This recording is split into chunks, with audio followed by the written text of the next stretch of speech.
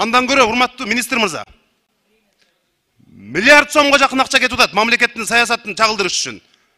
Сатпайсыңар телеканалдарды, 5-каналды, башкаларын, бүт карызга аткан телеканалдар. Өкмөттүн бир сайты бар, урматтуу депутаттар. Кабар KG деген. Жылына бюджеттен 29 миллион сом бөлүнөт. Ошол сайтты ачып окуйсуңарбы силер? Ошол жактан маалымат аласыңарбы? Бир өкмөткө, министрлер кабинетине биз бир эскертүү берсек жакшы болот эле. Жок нерсени талкуулап, убакыттын баарын текке кетирип атабыз. Эми мен коллегаларым албетте чыгып аны мындай көрсөтпөш керек, аны көрсөтүш керек. Ал маанилүү эмес. Ушул мыйзамдын өзүнүн кереги жок.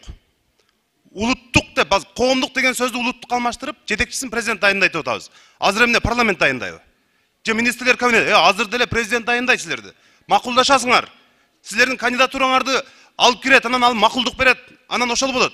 Байкоочу кеңеш чогулуп бир директорду иштен алып көрдүбү буга чейин? Коомдук деген аталышы болгону менен ал улуттукта эле милдетин аткарат. Бул кереги жок мыйзамдар, мына мыйзамдарчы. Баарыбыздын убактыбызды алып атасыңар да. Же эмне КТРдин жетекчисин президенттин макулдугу жок буга чейин ким бир адамды дайындап көрдүңөрбү?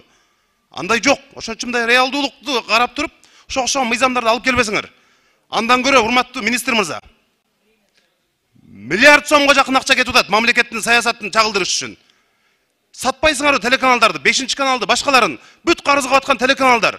Өкмөттүн бир сайты бар, урматтуу депутаттар. Кабар KG деген. Жылына бюджеттен 29 миллион сом бөлүнөт. Ошол сайтты ачып окуйсуңарбы силер? Ошол жактан маалымат аласыңарбы? Мына ошого окшогон миллиардка жакын акча кетип аткан маалымат саясатын оңдош үчүн бир мындай салмактуу мыйзам долбоорлорун алып келишиңер керек да. Анан болбосо мына КТРдин жетекчисин президент дайындайт дейт. Азыр президент дайындабайт, башка бирөө дайындайт десеңер күлөт да бирлер уксачы. Ошон үчүн мындай бир өзөктүү мыйзам долбоорлорду талкуулашыбыз керек. Биз бул мыйзам долбоорун өзгөртсөк деле эч нерсе өзгөрбөйт, өзгөртпөсөк деле эч нерсе өзгөрбөйт. Жөн эле убакыт кетирип атабыз. Мындан ары урматтуу Алмаз Акынжанович, мындай бир реалдуу мыйзам долбоорун алып келгиле. Мына окшогон мындай пайдасыз эмелер менен убактыбызды албай баарыбыздын. Рахмат. Рахмат.